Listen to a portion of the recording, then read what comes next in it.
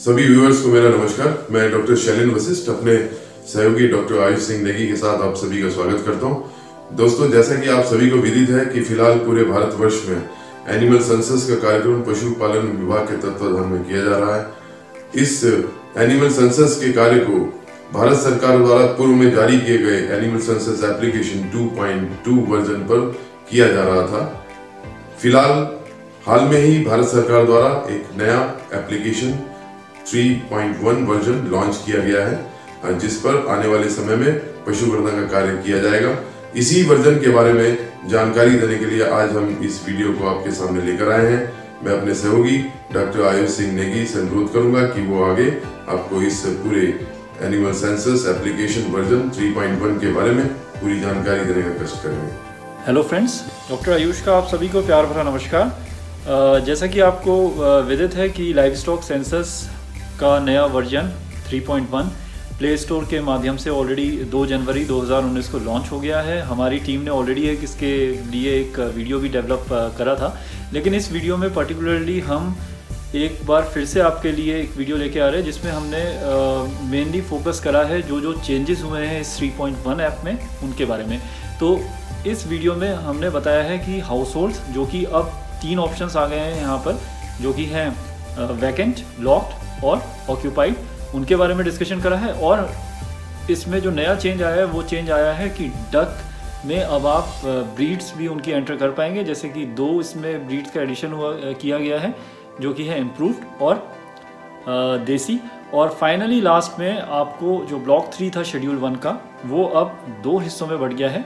Schedule 0 इसमें एक नया ऑप्शन आया है, तो इसके बारे में हमने विस्तार से चर्चा करी है इस नए अपडेटेड ट्यूटोरियल वीडियो में। तो I am very much sure कि ये जो नया ट्यूटोरियल वीडियो है ये आपके लिए बहुत ज़्यादा हेल्पफुल होगा, और मुझे पूरी उम्मीद है कि आप लोगों का सपोर्ट और आप लोगों का प्यार हमेशा की तरह हमारी टीम को मिलता रहेगा।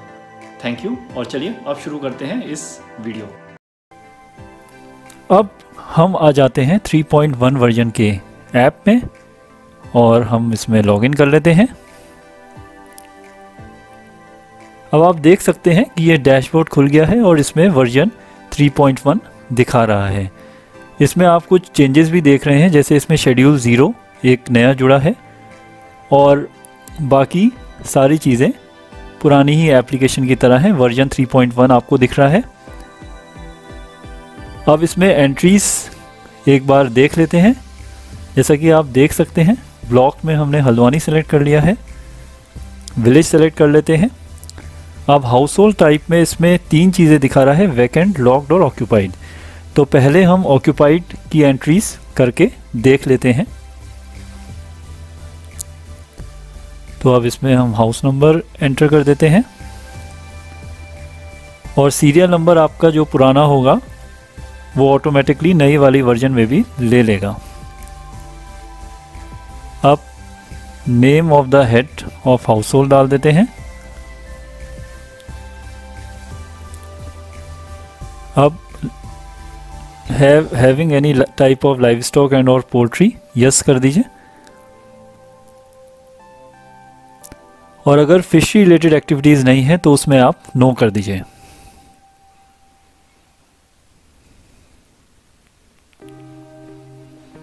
और जैसा कि आप देख सकते हैं, बाकी सारी चीज़ें पुराने वाले वर्जन यानी कि 2.2 वर्जन की तरह ही हैं। और अब आप इसको सबमिट दबा दीजिए। डाटा सेव सक्सेसफुली आ गया, ओके कर दीजिए। और अब यहाँ पर आप लाइव स्टॉक में जाके जो पशु हैं वो आप सेलेक्ट कर सकते हैं। बहुत सारे ऑप्शंस हैं इसमें। अब जैसे इस केस में कैटल और डॉग है पशुपालक के पास, तो हमने कैटल और डॉग को सेलेक्ट कर लिया है।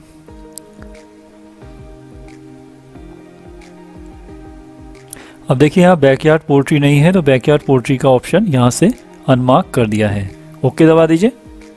और अब यहाँ पर हम पर्सनल डिटेल्स ओनर के भरेंगे।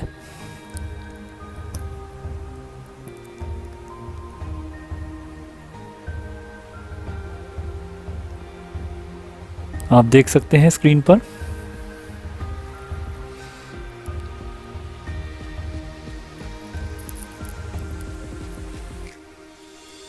मुख्यतः एप्लीकेशन में जो चेंज हुए हैं वो हाउस होल्ड के बारे में चेंज हुआ है। अब देखिए इस तरीके का दोबारा से फॉर्म खुल गया है, इसके बारे में आपको पता ही है। अब इसमें स्पीशीज सेलेक्ट कर लेते हैं।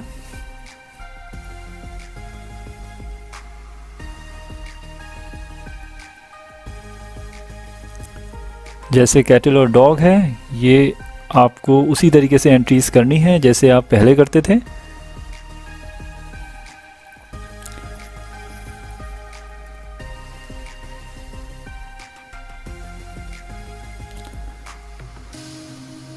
और इस वाली पर्टिकुलर एप्लीकेशन में भी अगर आप ब्रीड गलत एंटर कर देते हैं तो उसमें आप करेक्शन नहीं कर पाएंगे। तो इस एप्लीकेशन में भी वो प्रॉब्लम अभी भी है जो पहले वाले वर्जन यानी कि 2.2 में थी। अब आप यहाँ से न्यू एंट्री में जा सकते हैं और जैसा कि मैंने पहले भी बताया था कि मेल और फीमेल की एंट्रीज़ आप साथ साथ कर सकते हैं। अब जैसे हमने पहले फीमेल की एंट्रीज़ इस डेमो वीडियो में कर ली थी, अब हम मेल की एंट्रीज़ करेंगे। जैसे कि जेंडर में हमने मेल सेलेक्ट कर लिया है।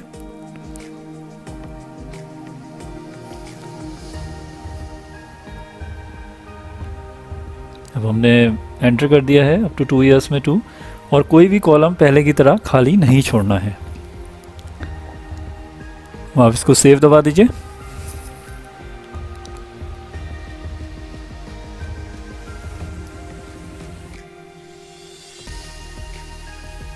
अब आप देख सकते हैं कि मैंने यहाँ पर न्यू एंट्री करने की बजाय ओके दबा दिया। तो कभी कभी क्या होता है कि हम लोग ये गलती कर देते हैं और उस केस में हम लोग दोबारा शेड्यूल 1 में जाके अपनी एंट्रीज को एडिट कर सकते हैं।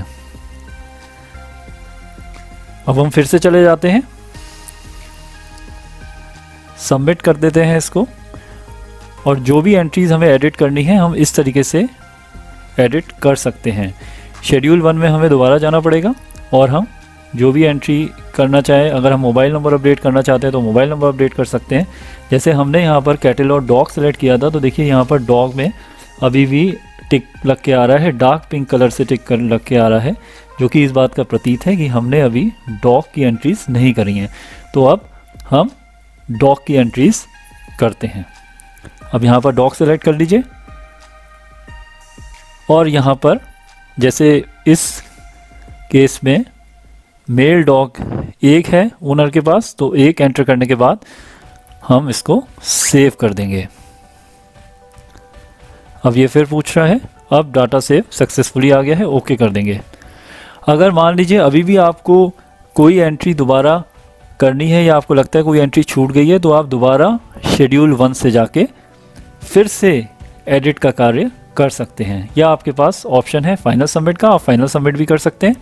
अब जैसे हमें इस पर्टिकुलर ओनर का मान लीजिए मोबाइल नंबर डालना है, तो हम फिर से शेड्यूल 1 में जाके देख सकते हैं एडिट का ऑप्शन आ गया है हमारे पास, उसको हमने क्लिक कर दिया है और अब हम यहाँ पर ओनर का मोबाइल नंबर एंटर कर रहे हैं।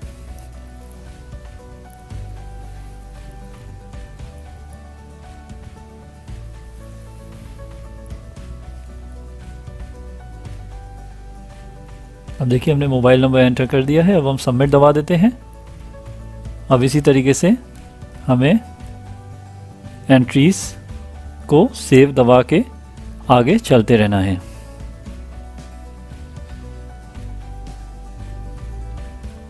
और अब क्योंकि हमें इसमें कोई कार्य करना नहीं है, हमने डॉग की एंट्री भी कर दी है, हमने कैटल की एंट्री भी कर दी है, अब हम इसमें अब ये फॉर्म फाइनल सबमिट के लिए तैयार है। तो अब फाइनल सबमिट दबा देते हैं और इसमें लिखा आ रहा है after synchronization all records will be send to server, और अब डाटा सिंक्रोनाइज हो रहा है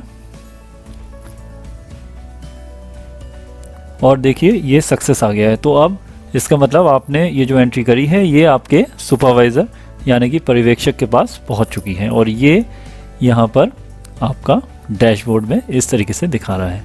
अब कंप्लीटेड एचएच और एचएचई में देखिए कोई एंट्री नहीं दिखा रहा है, उसका कारण यही है कि आपने जो एंट्री करी थी वो सक्सेसफुली आपके पर्यवेक्षक के पास पहुंच गई है। और अब आइए जानते हैं कि वर्जन 3.1 में मुख्यतः क्या क्या चेंजेस हैं। तो हम शेड्यूल 1 में चले जाते हैं।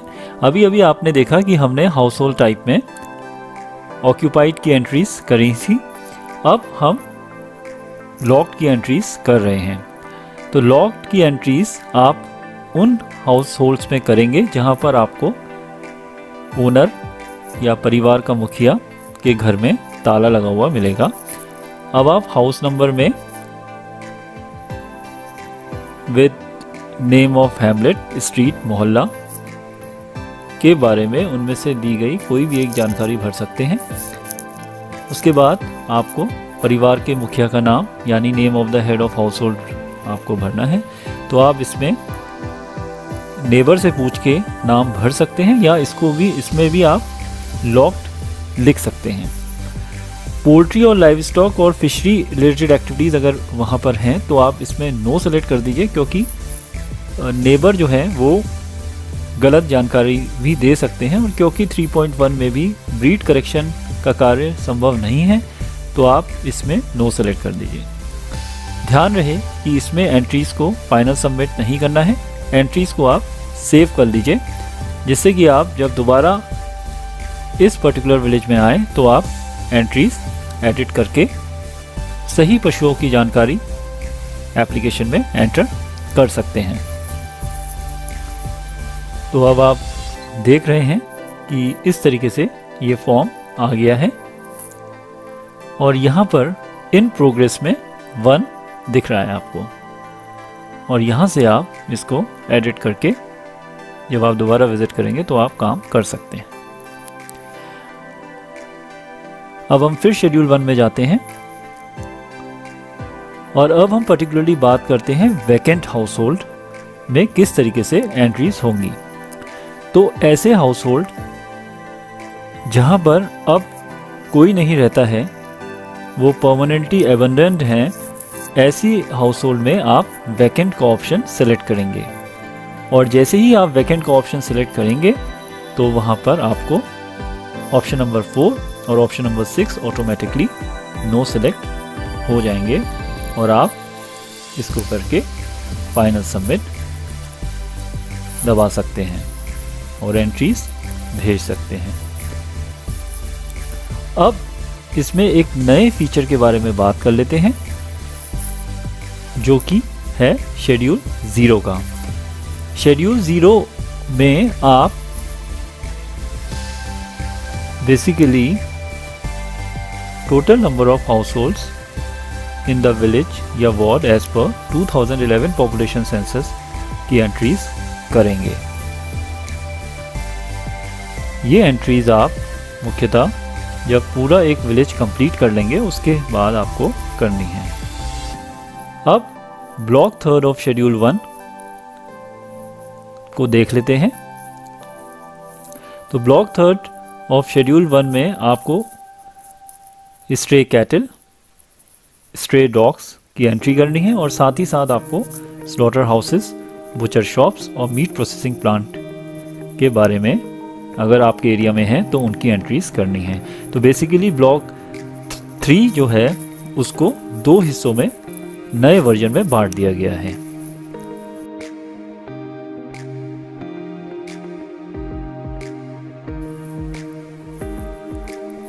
अब आइए बात करते हैं एक और नई फीचर की, जिसमें कि डक की एंट्रीज करने पर अब जो पुराने वर्जन में उसकी ब्रीड्स नहीं आती थी, अब इस नए वर्जन में डक में ब्रीड्स ऐड करी गई हैं। आइए देखते हैं किस तरीके से एंट्री करनी है। जैसे कि अब आप देख सकते हैं कि यहाँ पर हमने इसमें सेलेक्ट कर लिया है लाइव स्टॉक में कैटल और बैकयार्ड पोल्ट्री में डक सेलेक्ट कर लिया है। सेव कर देते हैं। अब हम इसमें ओनर के पर्सनल डिटेल, मुख्यतः उसका occupation, agricultural holding in hectare, educational status, caste, household annual income from all sources,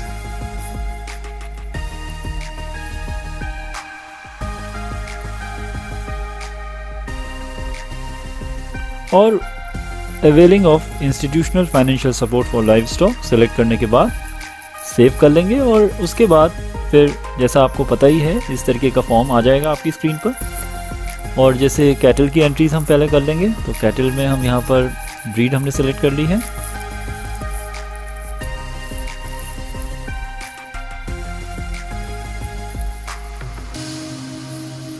अब हम जेंडर सेलेक्ट कर लेंगे और इस तरीके से हम एंट्रीज कर लेंगे। कोई भी कॉलम खाली नहीं छोड़ना है हमें पहले की तरह,